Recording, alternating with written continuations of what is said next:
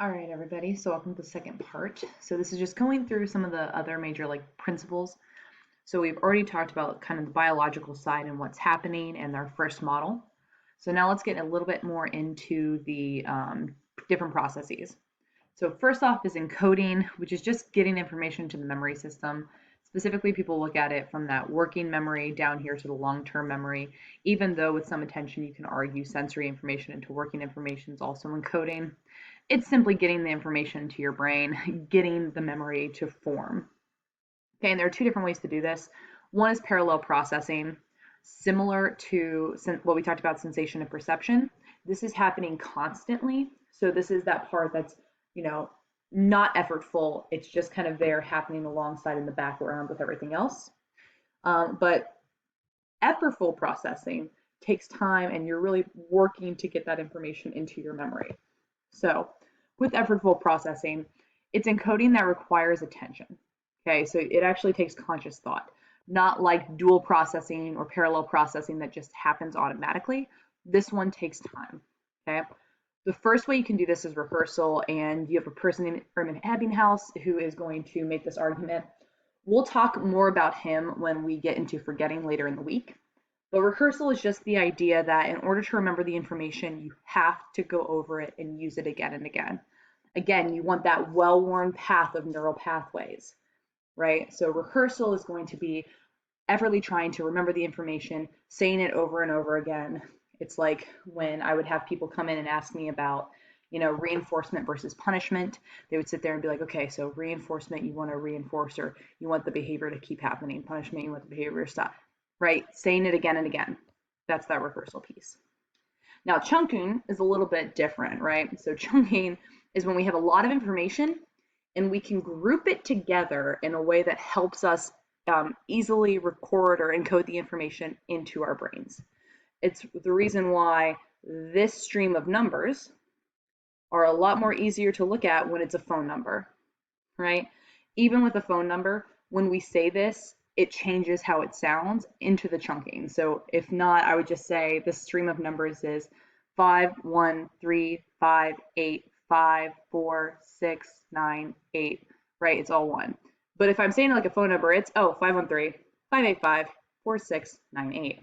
It helps us to encode the information, which is why we chunk phone numbers that way. If not, this would be impossible to remember these 7 digits. We also have mnemonic devices. So this is any trick or way that you can help yourself to remember the information. Usually the more fun it is, or the sillier it is, or the simple it is, it's easiest to get into your memory, to encode that and to focus on it. So an example would be Roy G. Biv, right?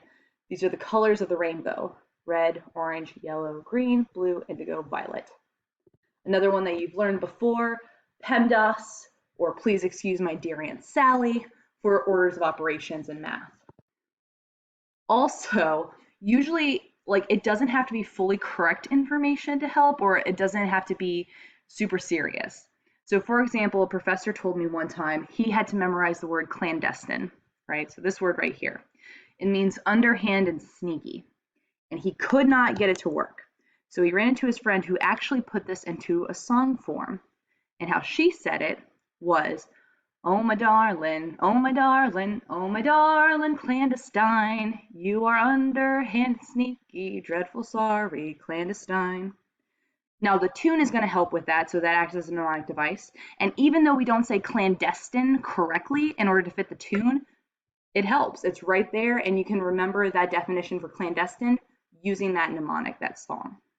Right? So these are all different ways that we could put effort into making sure that we encode this information. That way it goes into our brains and we have it later in our working and long-term memory. Okay.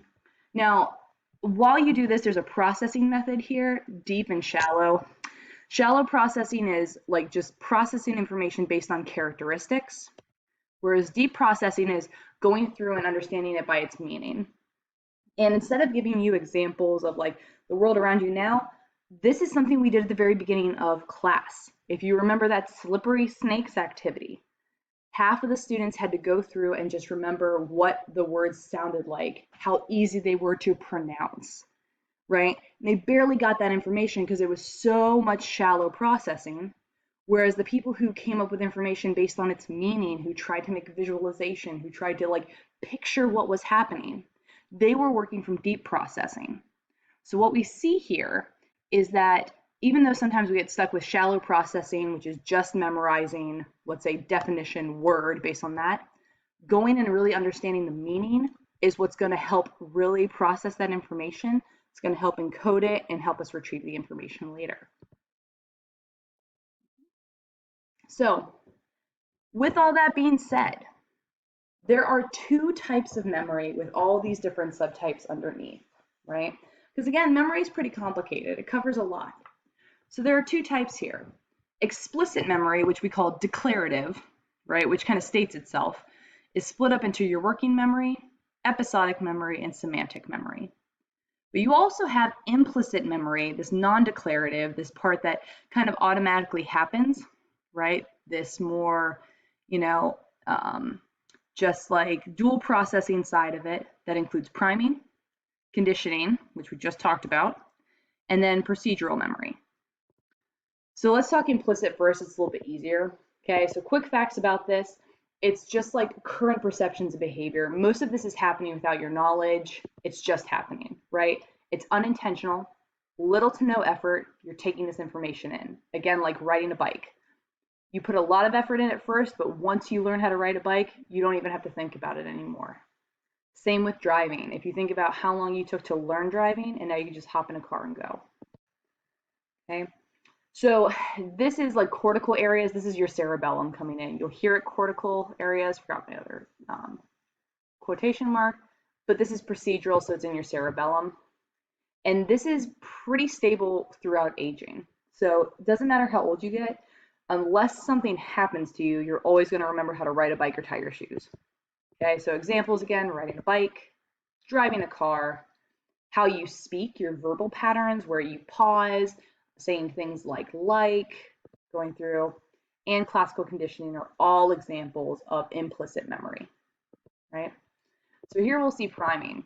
So priming is this kind of unconscious piece that can happen, right? Essentially what's happening is it's triggering associated concepts, okay? So example, repetition priming, you're a lot faster at reading the word optical out loud after you've recently read it.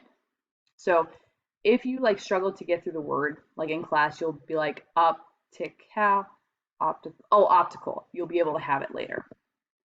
Okay, semantic priming, if there's association, if I were to go through, and we'll give some practice of this in class, but if I were to ask you to spell top, pop, cop, and then ask you, what do you do at a red light? You'll say stop. It's a lot faster.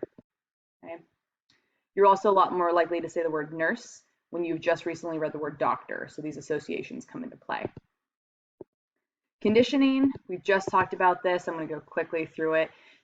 Two stimuli, right? So similar memories can kind of pop up. Yes, we have automatic, but we're going to remember what to do to the sound of the bell.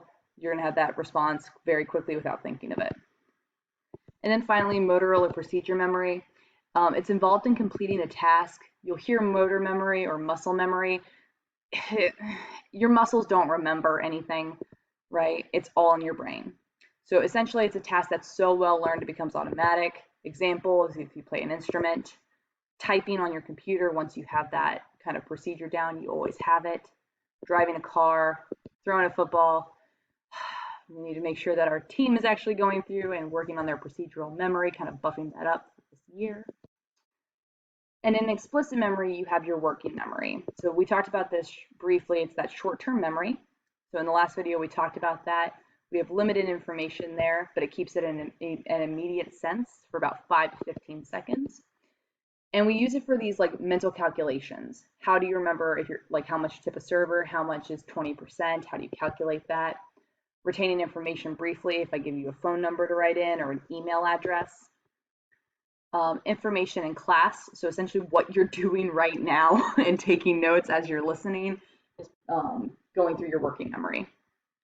Again, temporarily processing information. If I ever ask you to explain what something was from a last class or brainstorm, coming in there. Your episodic memory, episodic, think episode. So this is a long-term memory, and it stores information about an episode related to your life.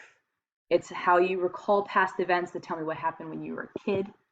Okay, examples. If I ask you to share your earliest memory, you can kind of picture what's happening.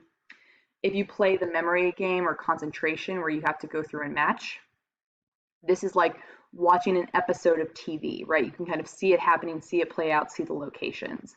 That's all episodic memory. And then finally, you have semantic memory. Again, a long-term memory storage, and it's all about general knowledge. So vocabulary, you see Jeopardy already snuck out down there. You also see any facts and trivia that come up if I ask you questions.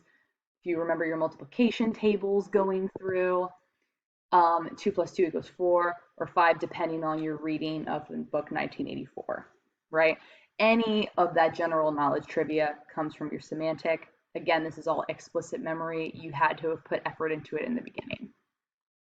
Okay. So the final part we'll talk about here is retrieval. So that'll be in the third video as you go through. But so far we've gone through the biological standpoints. We've also looked a lot at encoding. I'll see you in the next video for retrieval.